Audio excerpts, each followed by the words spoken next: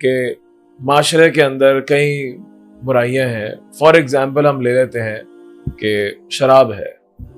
اگر شراب جو ہے وہ حرام ہے, اللہ تعالیٰ نے کہہ دیا حرام ہے, اور دوسری طرف لیکر سٹورز بھی ہیں اور قانون جو ہے اس کے اندر نرمی کر رہا ہے اور لوگ, تو کیا اللہ تعالیٰ کا ایک چیز کو حرام کر دینا یہ لوگوں کو اس سے روک نہیں سکتا اگرچہ آپشن موجود ہے؟ یا پھر ہمارا دین یہ کہتا ہے کہ جب تک آپشنز جو ہیں ایلیمینیٹ نہیں ہوں گے, جب تک جو ہے وہ آپشنز ختم نہیں ہوں گے, تب تک جو ہے وہ لوگ برائی سے نہیں روکیں گے. ہمارا مقصد آپشن کو یا پھر وسائل کو یا پھر ایول کو ختم کرنا ہے, ایلیمینیٹ کرنا ہے, یا پھر اگر ایول اگرچہ موجود ہے ہم چاہتے ہیں کہ تربیت کے ساتھ اللہ کے حکم کے ساتھ, اللہ نے ایک چیز حرام کر دی تو نہیں کرو. یہ سیم آج کل ٹرانسجنڈر بل بھی آیا ہوا ہے. بل جو ہے وہ چلے پاس ہو گیا, غلط ہوا اگر ہوتا ہے, اگر اس کے شریعت کے خلاف ہے تو غلط ہے, لیکن جو بندہ اس کو مس یوز کر رہا ہے, ایکسپلائٹ کر رہا ہے اور اپنا جینڈر جو ہے وہ جان بوجھ کر چینج کر رہا ہے فار غلط کسی غلط مقصد کے لیے, اس کا ایمان کا ہے, اس کی اسپرچوالٹی کا ہے. یا پھر ایک بندہ جو ہے وہ سود کھا رہا ہے, سود تو حرام ہے, اللہ تعالیٰ نے حرام کیا ہوا اس کو, تو وہ کیوں جا رہا ہے سود لینے کے لیے, سود دینے کے لیے؟ اس کو اسپرچوالٹی سے کیوں نہیں روک رہی؟ لیکن اگر آپ نے یہ والا سبجیکٹ اٹھانا ہے کہ بھائی کیوں, اگر آپ کا کوشچن بائی تک چلا گیا, میں تو سمجھ رہا تھا ہاؤ, آپ کا پہلا تو ہاؤ تھا. ہاؤ تو آپ نے کلیئر کر دیا نا, ہاؤ میں نے آپ کا کلیئر ہوگا کیسے. اب آپ کہتے ہیں وہ تو آپ نے آئیڈیلسٹک بتا دیا نا کہ آئیڈیلزم تک کے اپروچ تک کا لیے بتایا نا میں نے. بالکل آئیڈیلزم کے اوپر, آئیڈیلزم کی وہ سچویشن ہوتی ہے کہ جہاں اسپرچویلٹی نہ بھی ہو, حکمت نہ بھی ہو, وہ مان لے گا بات. بالکل وہ اللہ کی بات کو ماننے میں اور نافذ کرنے میں لحاظ نہیں کرے گا, کیونکہ وہ پہنچ چکا ہے. اب اس کی روحانیت بھی تھوڑی کم ہو, یا ویسے تو وہ بھی نہیں کم ہونی چاہیے. جتنی ہائیسٹ پوزیشن پہ ہوگا مینیفیسٹیشن کی, اتنی زیادہ اس کو روحانی طاقت بھی چاہیے, اتنا زیادہ اس کو اللہ چاہیے, اتنا زیادہ اس کو دنیا سے بے رغبتی چاہیے, اور اتنی اس کو حکمت بھی چاہیے کہ وہ لحاظ بھی کرتا ہوں. اچھا, سب سے بڑی بات یہ تینوں کو ملوز خاطر رکھنے کے لیے بھی یہ سارے معاملوں کو یہ ٹول ہے ہیومن ہارٹ کے. مشکل ہے یہ کام, مشکل ہے کہ آپ ایک جگہ وائز بھی ہوں, دوسری جگہ آپ روحانی لحاظ سے اسپرچولی ایموشنل بھی, اور پھر بھی آپ نے ٹیکسٹ بک کا لحاظ کرنی. مشکل کام ہے یہ. اور یہی سوال میں آپ کو وہی کہوں گا جو آپ نے یہ کہا ہے کہ معاشرے کے اندر اگر یہ لوگ سارے یہ کر رہے ہیں, فلانا ہے, ڈمکان ہے, مس یوز ہے. دیکھیں ایک لیول پر یہ اسپرچولی نہیں ہینڈل کیا جا سکتا. پوائنٹ نمبر 1 صحیح, یہ صرف دو ٹوک طریقے سے, اور جب اس کی دو ٹوک فارمیٹ میں اپلیکیشن ہوگی تو ہمارا نظریہ سمجھانے کا لوگوں کو یہ ہونا چاہیے کہ ہم یہ محض ڈنڈے والی سرکار نہیں ہے. ہمارا سخت ہونے کی وجہ اللہ کی رضا ہے, اللہ کا خوف ہے, اللہ کا ڈر.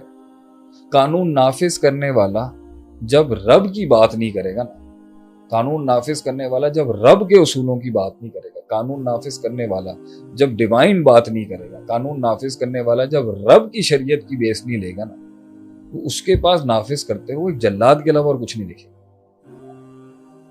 یار کوئی اور نہیں تھا حل, کوئی اور حل نہیں تھا, کوئی اور حل نہیں تھا. اپنے پر رکھ کے آپ یہ بوجھ نہیں لے سکتے. آپ اپنے پہ یہ ذمہ داری ایک انسان لے کے میں ایک انسان کو پنش اس لیے کروں, اس کا جواب پتہ ہے کیا تھا؟ تو پاک ہے, صحیح, کوئی نہیں, تو پاک ہے جو تو مجھے سزا دے رہا.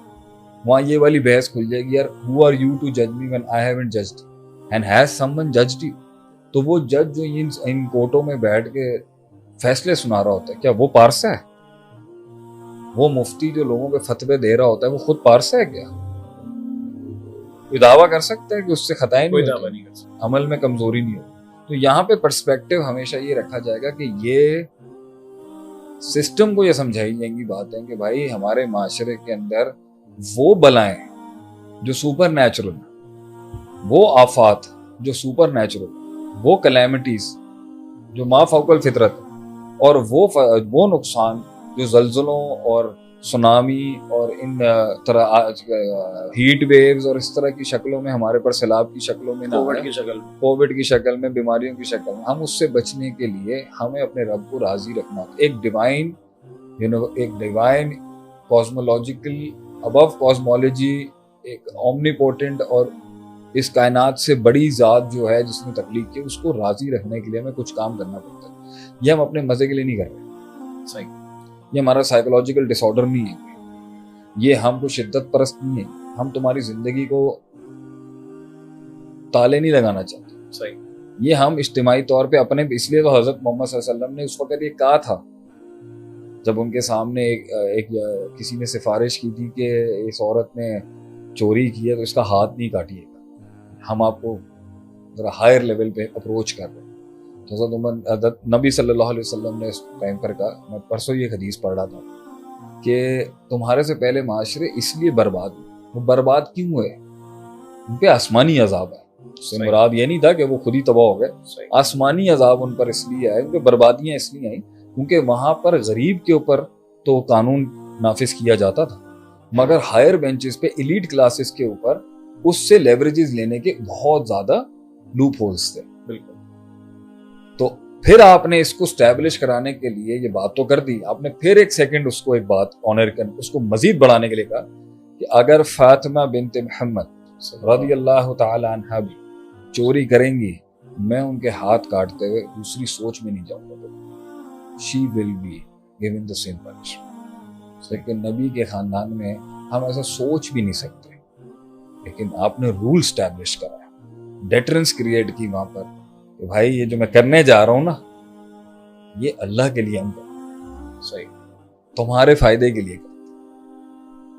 جیسے لوط علیہ السلام والی اگزامپل کے اندر بھی ہے، انہوں نے اپنی قوم کو اسپرچولی ہارنس کرنے کی پوری کوشش، بہت کوشش، آلٹرنیٹس دیے، انہوں نے بڑی ان کو دعوت دی، دن رات دعوت دی، لیکن آخر میں انہوں نے کہا لو آوی الی رکن شدید، کاش میرے پاس ایک اسٹرانگ سپورٹ ہوتا. اور اس سے مراد وہاں سے ادھر سے ایک اور اصول نکلتا ہے کہ سم ٹائمز قانون نافذ کرنے کے لیے آپ کو نیریٹو چاہیے ہوتا ہے معاشرے میں، اور کبھی قانون نافذ کرنے کے لیے آپ کو طاقت چاہیے ہوتی ہے.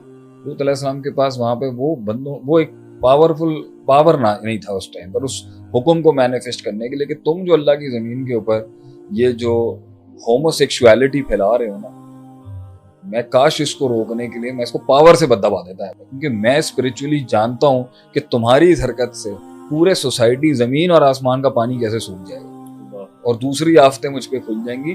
تو میں اب اتنا مجبور ہو چکا ہوں کہ مجھے اپنے گھر کو بند کر کے تمہارے فتنے سے بچنا پڑ رہا ہے. یعنی امت کی اصلاح جو ہے اور ہر برائی کی اصلاح وہ انہی دو چیزوں کے اندر ہے کہ تربیت اور پاور دونوں. تربیت وہ روحانی فیکٹر ہے، اور حکمت آپ کو بٹھانا آتا ہو کس طرح بٹھانا ہے میں نے، اور پاور آپ اسے نافذ کرنے کی. حکمت میں آپ نے ایک اور چیز بتائی، کبھی کبھی ایک برائی کو دبانے کے لیے جو آپ کرتے ہیں، جو پاور استعمال کرتے ہیں، اس سے کبھی کبھی بڑی برائی جو ہے وہ سامنے آ جاتی ہے. بالکل حکمت کے نہ ہونے کی وجہ سے ہے، وہ نہیں پتا نا کہ یہ والا چھیڑنے سے بڑا ایول کھڑا ہو جائے گا. یہ والا چھیڑنے سے مقصد کیا ہمارا؟ مقصد سوسائٹی کو اللہ کے عذاب سے بچانا، مقصد جنت میں جانے کے لیے اللہ کی رضا کا چاہنا، مقصد دنیا کے اندر ہمارے دشمنوں کا ہم پر غالب نہیں ہونا.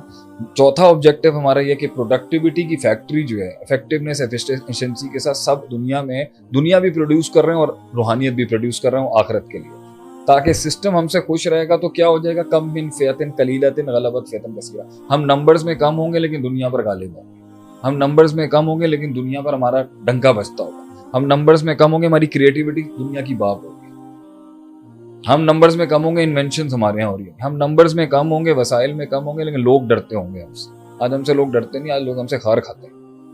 کیونکہ ہم نے اپنی نیریٹو کی وار بھی ہار گئے، ہم اسپرچل وار بھی ہار گئے، ہم حکمت کی وار بھی ہار گئے ہم، اور افتراق کے اندر اتحاد کی جنگ بھی ہم ہار گئے. ہم افتراق کا شکار، ہم 4 عذاب آئے ہیں.